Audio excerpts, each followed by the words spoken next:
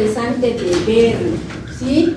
Este cuadro nos ayuda mucho para ver cómo es el comportamiento, porque si se dan cuenta está ahí de hepatitis G.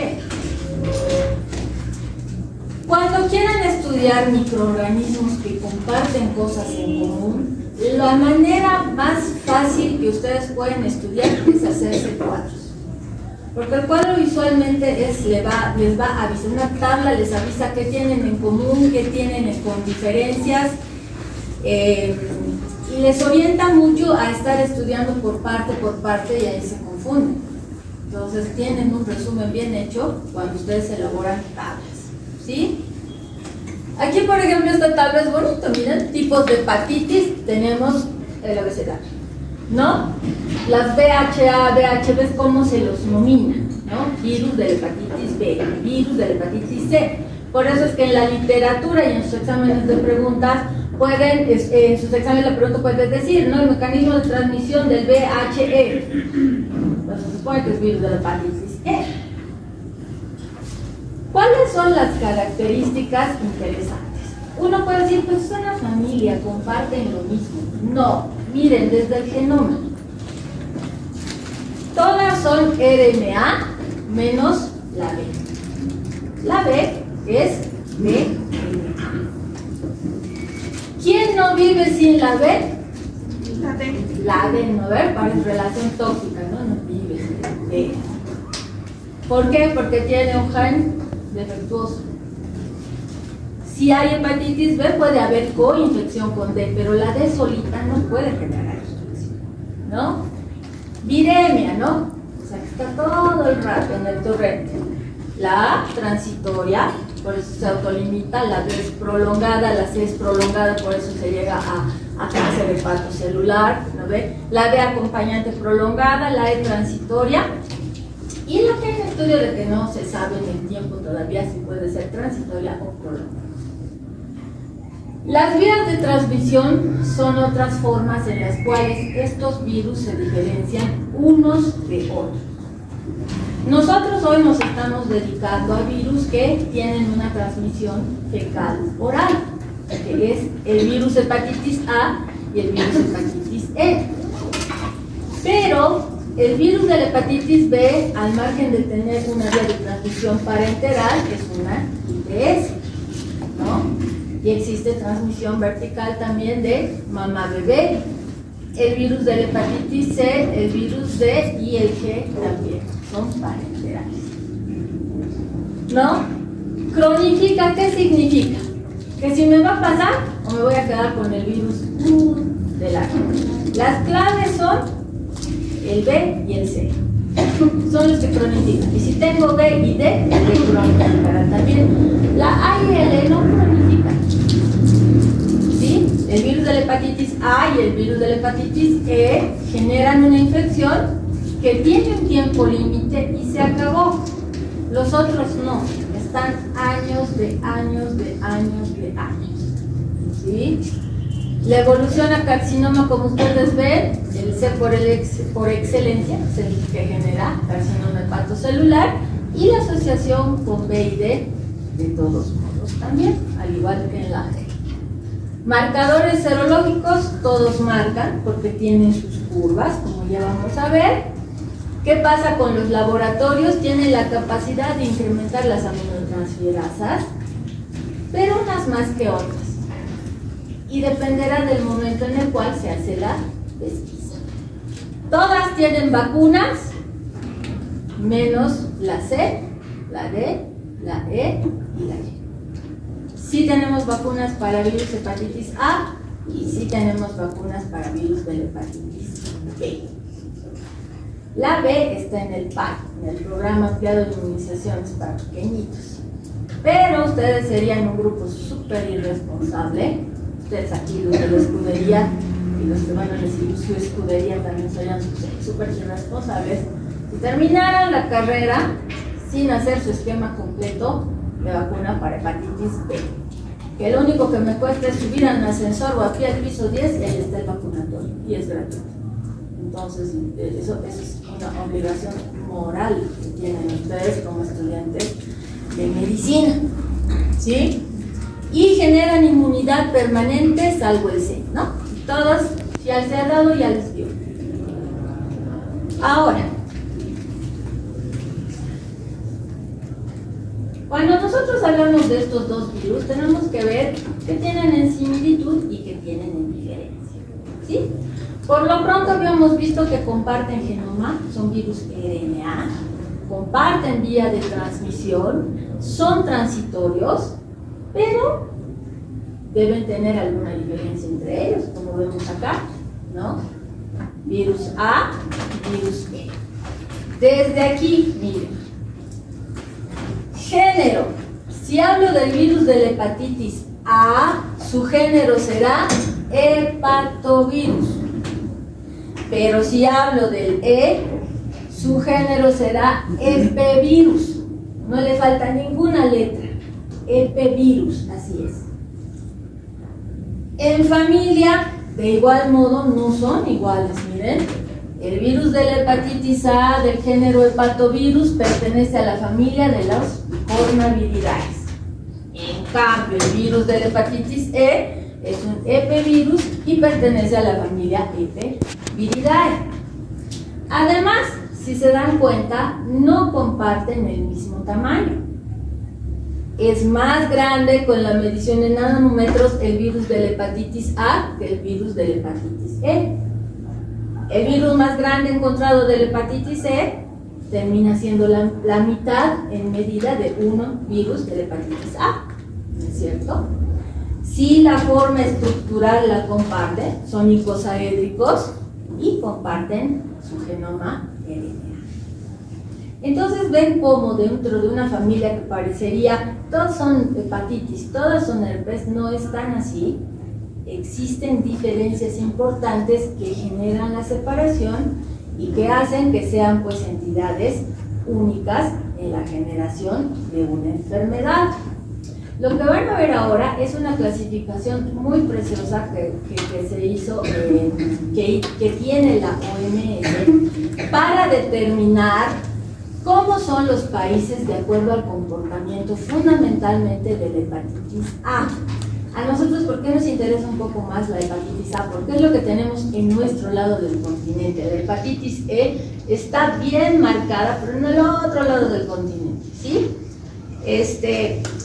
Y ustedes mismos van a decir en dónde nos quedamos nosotros, en cuál de esta clasificación. Epidemiológicamente hablando, las zonas con altos niveles de infección por virus A son zonas, ¿no? Países que tienen ingresos medianos a bajos, tienen saneamiento y práctica de higiene deficientes, tienen infecciones frecuentes y la mayor parte de infectados son los niños, ¿no? Y que lo han contraído antes de los 10 años, chiquititos, y a veces lo pasan asintomáticos. Como dicen esto, muchas varicelas, las niñas los pasan jugando, ¿sí? Zonas con niveles intermedios de infección son lugares donde los ingresos son medianos. El saneamiento no siempre es el idóneo, pero tienen un saneamiento adecuado. Los niños eluden generalmente la infección, no es como en el primero que los bajo de 10 años tienen. Los niños eluden en la primera infancia. Por eso es que cuando llegan a la edad adulta no tienen una inmunidad y son más vulnerables a tener la enfermedad, y este aumento de enfermedad produce brotes epidémicos, porque los adultos no han llegado a tener una capacidad inmunológica de memoria. Acuérdense que hemos visto en el cuadro, ¿no? Crea memoria la A, sí. Entonces, si antes de los 10 años, ya, pues para adulto ya tengo mi memoria, ¿verdad? No me va a volver a dar hepatitis A. Y las zonas con bajos niveles de infección son los países desarrollados con buen saneamiento, higiene, ¿no? Donde sus tasas de infección son bajas. ¿Nosotros en cuál de estas tres zonas nos encontraríamos?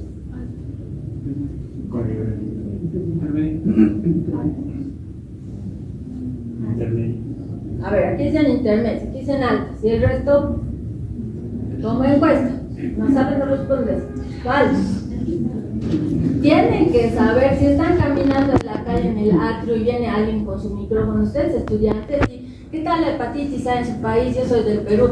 Ah, es zona intermedia, así no le van a decir. Saber. Por todo lo que hemos leído, ¿a qué zona correspondemos? Tristemente, pues a esta. Tenemos tanta tuberculosis, tenemos tanto de todo. A ver, ¿los ingresos son medianos y bajos o todos son millonarios? ¿No? Deberían analizar desde cuánto ahorita tienen en sus bolsillos para su salchipapa y su minibús. Desde ahí nomás. ¿El saneamiento y las prácticas de higiene son eficientes? No habría tanta edad, ¿no es cierto? No habría tantos problemas. Y la mayoría de ustedes vayan a preguntar a sus casas, sus mamás les van a decir si han tenido hepatitis A. Y más de la mitad de ustedes con seguridad la han tenido, posiblemente no se acuerdan, porque han sido chiquititos, 4 años, 5 años, 6, ¿no? Entonces lastimosamente nosotros pertenecemos a las zonas con altos niveles de infecciones por hepatitis A, ¿no? Hablando en este sentido. Ahora,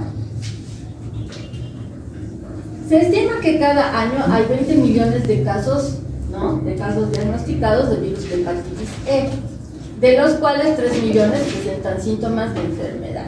¿Por qué decimos que nosotros estamos muy imbuidos en lo que es hepatitis A y no tanto en la E? Por esta clasificación y distribución geográfica. Todo lo que está a ese lado, miren, África y demás, ahí hay hepatitis E en esa cantidad y volumen. En cambio, miren aquí, ¿no? En México, el resto no, el resto somos hepatitis A. Por esa distribución geográfica, ¿sí? Ahora, las vías y formas de transmisión son compartidas entre ambas. Fecal-oral, y esta es una transmisión muy interesante. Ustedes cuando vayan a hacer la parte de salud pública, vayan a las áreas, todo, tienen que educar mucho. Acuérdense que cuando los médicos somos médicos tratantes, ayudamos, pero una de nuestras funciones fundamentales es ser médicos preventivos. Si ustedes enseñan a alguien de una familia, toda esa familia puede replicar lo que ha aprendido. Fecal oral, ¿no? De un país endémico puede irse si ahora las enfermedades viajan de todas partes, ¿no? Entonces, la persona que porta, y vamos a ver ahorita cómo se va eliminando, ¿no? Puede ir a estos ríos, riachuelos, de los cuales se saca el agua y se van regando. ¿A qué? A lechugas, berros, espinacas, a todo, ¿no? Y uno, al llegar a su casa, prepara y no tiene el cuidado de hacer la sumersión, poner las gotitas de DG6 y volver a lavar, hacer todo ese proceso para evitar este evento infeccioso.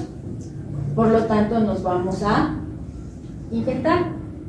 Y lo mismo va a ocurrir en este aspecto, ¿no? La transmisión residual que ocurre a nivel de ganado, porque son portadores. Cuando se habla de hepatitis E, tenemos 4 serotipos que son los circulantes. Pero de estos 4, solo 2 afectan a los humanos. El 1 y el 2, el 3 y el 4 no cumple su circuito, pero un circuito que está supeditado a los animales. Entonces, ya sea A o ya sea E, comparten los mecanismos y las vías de transmisión. ¿Sí? Igual, se tiene el río, las heces de las personas, que los mariscos que sacan agua para dar a los animales para beber, entonces el agua contaminada que uno puede estar yendo del paseo, ve un bonito riachuelo que parece transparente, cristalino, y de ahí toma agua, y más arriba están los animales que están excretando, o las personas, ¿no? que no tienen pozos sépticos y hacen fecalismo, entonces todo eso se va contaminando porque hay importado. Ahora, el ciclo de replicación es bien sencillo. El órgano diana es el hepatocito, ¿sí? Es el hepatocito. Viaja al hígado. Desde el momento que ha adquirido, ¿no? Va a buscar al hepatocito. Al ser un virus envuelto, necesita integrarse a un receptor, ¿no? Receptor específico, en este caso para el CR1, ¿no? Receptor específico para el virus A, donde va a proceder a tener el denudamiento, como si se sacara su abrigo, y va a entrar simplemente el componente genético. El componente genético va a activar los ADN de transferencia mensajero. ¿Para qué? Para empezar a producir proteínas que van a generar toda la estructura. Acuérdense que esto es muy similar en todos los virus. Los virus utilizan nuestra estructura para generar sus partes, ¿sí? Sus partes. El ensamblaje es lo mismo. Cuando se tiene estas proteínas superficiales, lipoproteínas superficiales, necesitan adherirse a algo y ese algo va a salir a través de nuestras organelas membranosas y va a poder terminar de cerrar su ciclo de membrana, de tener al virus cubierto cuando haga la eclosión o liberación. ¿Qué es lo interesante? Que puede liberarse a capilar y seguir generando la viremia, o está en el tejido hepático y pasar de un hepatocito a otro hepatocito y a otro hepatocito. ¿Sí? Ahora bien, los periodos de transmisibilidad son bien importantes. ¿Por qué? La mayor infectividad está dada 1 o 2 semanas antes de la ictericia. ¿Sí? La ictericia, ustedes saben que es la coloración amarillenta de, no solamente de los ojos, ¿no? De mucosas. Cuando estén en el curso superior ya ven todas las causas de ictericia. Pero no todos hacen ictericia, no es el 100% que tienen que hacer ictericia. ¿Sí? Hay hepatitis anictéricas. Pero antes de presentarse este signo, porque lo estoy viendo que es la ictericia, tenemos el mayor grado de infectividad, donde la persona está eliminando la mayor cantidad de virus, ¿sí? Mayor periodo de infectividad, 1 a 2 semanas antes de la ictericia. Y si hemos tenido la oportunidad de hacer estudios complementarios y laboratoriales, pues vamos a tener la elevación de enzimas hepáticas. El riesgo luego va a ir disminuyendo, y cuando disminuye, pues esta persona empieza a disminuir toda la sintomatología que se le ha presentado. Las sintomatologías no son tórpidas, las sintomatologías son llevaderas, ¿sí? Por eso no hay antivirales que puedan cortar esto de una vez para que el paciente no esté tan gravemente enfermo. No, es una sintomatología llevadera. ¿Cuánto tiempo tiene que incubar para que nos pase este? Es un tiempo de incubación largo, si se dan cuenta. Miren, puede llegar hasta 2 meses de incubación. Es alto. Ahorita que estamos el 20 de junio a 20 de mayo, el 20 de abril, tal vez uno de ustedes aquí recién va a empezar a tener su hepatitis. Es el rango que tiene, de 15 a 50 días, ¿no? Y el corte de 28. Y estas son las pruebas de disfunción hepática que se piden, ¿no? La alaninotransferasa, espartatotrasaminasa, las fosfatases alcalinas, ¿no? La gamma-glutamitransferasa, las bilirrubinas, la total, la directa, la indirecta, es todo lo que se pide porque estamos hablando de funcionalidad hepática. Porque el hecho de que digamos tiene hepatitis, el término itis nos está diciendo que hay inflamación del hígado. Y tenemos que ver los procesos del funcionamiento anómalo que está viendo en nuestro hígado, ¿sí? No todas las personas van a manifestar los cuadros clínicos que se dan. Por eso es que leíamos en las otras diapositivas que muchos de los niños han pasado la hepatitis y ni siquiera se han dado cuenta, pero ya cuando uno hace test por otra enfermedad que haya tenido cuando ya son adultos, sí tienen toda la curva que se tiene que tener de un virus de hepatitis A, y la persona no se acuerda de haber tenido hepatitis A, ¿sí? Porque no ha sido aparatosa su enfermedad, ¿ya? Acá tenemos que ver los casos que pueden dividirse en probables, ¿no? Y en casos confirmados.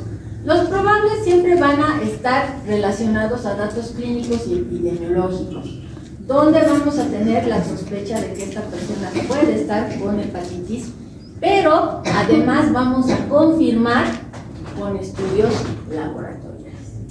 Pues como les digo, hay muchas causas de ictericia. Y considerando que todas las personas manifiestan regladamente todo esto, pues se hace más complejo, ¿no? Si dividimos nosotros en la fase de antes que aparezca la ictericia, que es la preictericia, cuando tenemos la ictericia, que es ictérica, y cuando ya se nos está quitando este tinte amarillento, que es la posictérica, pues cada uno de estos tiene sus particularidades, ¿no? La preictérica va a tener, si se dan cuenta, miren, si una persona les viene, si ustedes ya se ponen como doctores y un paciente les llega y les dice, doctor, me siento mal, es como si todo me doliera, estoy con náuseas, no me da ganas de comer y me duele un poco el abdomen. Es un poco difícil pensar, es hepatitis, ¿no es cierto? Muchas cosas son, hasta en las mujercitas las dismenorreas causan todo eso, ¿sí? Incluido vómitos y demás. Entonces, es bien complicado en una anamnesis muy sencilla poder pensar. Por eso hay que hacer muy bien también la pregunta epidemiológica para saber cómo ha estado, ¿no?, su alimentación, el saneamiento, las aguas, todas esas posibilidades. Ya cuando viene la fase ictérica es mucho más sencillo tenerlo como sospecha, porque puede ser hepatitis A, pero también puede ser hepatitis B, hepatitis C, dependerá de la edad y de la epidemiología que nos esté revelando como forma de transmisión. Y además es un diagnóstico de descarte, ¿no? Cuando ustedes tengan el paciente, su diagnóstico será sindromático, tiene síndrome ictérico y se cerró. De ahí ustedes sospecharán las causas probables de ictericia y serán sus siguientes diagnósticos. Por ahí es una coledocolitíasis, ¿no? Un hito que se ha quedado ahí clavado en el colédoco y pues la bilirrubina está ahí, y la perfusión ictérica, entonces no es hepatitis. Y ahí ustedes van a hacer la disquisición. ¿Qué característica va a tener? Coluria. Las mamás les dicen, ¿no? Mi hijito está haciendo pis como Coca-Cola, y es ese color. Acolia, como no pasa la bilirrubina a dar color a las heces, son heces blancas, ¿sí? Son heces blancas, por eso acolia, no tienen color. La ictericia que la acompaña, y cuando ustedes hacen la palpación, percusión, ¿no? Es una zona dolorosa, y ustedes cuando aprendan semiología al año van a saber la dimensionalidad que tiene que tener un hígado normal a la percusión, y ustedes van a ir percutiendo y van a ver que el hígado está aumentado de volumen porque está inflamado. Entonces ustedes dirán, el paciente tiene hepatomegalia. No todo es ecografía, no todo es tomografía, nada. Una hepatomegalia sí se la puede determinar por un estudio clínico semiológico bien realizado. ¿Sí? Y luego está la parte posictérica, que va a durar más de 2 meses, donde va a tener una sintomatología igual general, ¿no? Va a volver a tener fatiga, malestar, y el hígado va a empezar a disminuir de tamaño. Ahora, esto por ejemplo es así. Esta es una orina normal, y los pacientes que vienen con coluria están así, oscuro. Lo que está agarrando allá el doctor en sus manos son las heces. Así es la colia. Parece un pedazo de plastilina, ¿no es blanca? Es así. Es la colia que tiene. Ahora, tenemos que tener criterios para nosotros englobar ambas enfermedades, ya sea virus A o virus C. Mi criterio clínico, ¿cuál es? Acuérdense que la clínica manda todo, porque es el primer encuentro que van a tener con la persona, ¿no? Que tiene una aparición progresiva y paulatina de síntomas como fatiga, dolor abdominal, no tiene hambre, tiene náuseas, puede vomitar como puede que no, ¿no? ¿Es febril? No. Puede tener fiebre como no, y muchas veces se puede presentar la ictericia y en otros son anictéricos, no se olviden. Mi criterio de laboratorio, basado en 2 que hemos dicho: la funcionalidad del hígado, que tiene que tener una funcionalidad alterada de todos los elementos que generalmente produce, y además tenemos que generar la detección de los ácidos nucleicos del virus y de la respuesta de inmunoglobulinas que tienen, para ver en la fase que está. Y mi criterio epidemiológico estará dado en que esta persona ha tenido algún tipo o grado de exposición en algún lugar. Y tengo que tener una fuente común donde yo pueda bloquear eso, porque hay brotes. Muchas veces van a escuchar, se ha cerrado un parvulario una semana o dos. ¿Por qué? Porque hay brote de hepatitis en los chiquititos. ¿Por qué? Porque el niño no se lava las manos, nada, comparten juguetes, están metiendo sus manos en sus pañales, entonces es una forma muy fácil de transmisión. Entonces, debo encontrar la fuente para cortarla. Si bien el diagnóstico es clínico, pues terminan siendo indistinguibles de todas las hepatitis que tengamos, ¿no? Clínicamente no puedo decir este es A, este es B, este es C, este es D, no lo puedo hacer.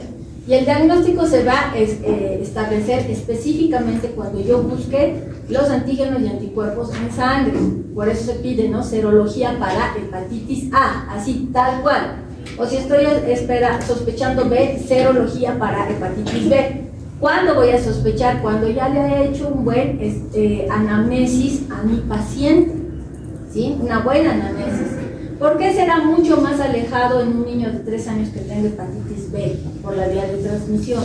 Puede tener, sí, pero la vía de transmisión me limita a pensar primero que va a tener A y no va a tener B. Tengo que hacer la búsqueda y detección de anticuerpos, tengo que hacer proteína C reactiva, tengo que hacer el PCR en tiempo real y detectar el genoma de los virus para que yo pueda determinar cuáles, y ahí encontraré las curvas de presentación. Nosotros vemos la evolución en semanas, porque acuérdense que tenían semanas que están haciendo una fase de prodromos, una fase de estado de enfermedad y una de recuperación, ¿no? Y vemos la concentración de anticuerpos y virus en heces. ¿Por qué? Porque por heces a la transmisión es fecal-oral, ¿no? Gran eliminación de virus hacia el intestino en las heces y de ahí contamina agua, pero lo que quieran, oral, por eso. La IgM que aquí vemos en verde, acuérdense que es mi inmunoglobulina que actúa primariamente contra lo que venga, ¿no? Es encargada de la reacción primaria inmune. La inmunoglobulina G está encargada de la respuesta secundaria y además brinda la opción de que tiene memoria. Siempre la G va a estar guardada como memoria y las inmunoglobulinas son específicas. No es la misma inmunoglobulina para todos. He tenido contacto con un microorganismo, tengo inmunoglobulinas para ese microorganismo.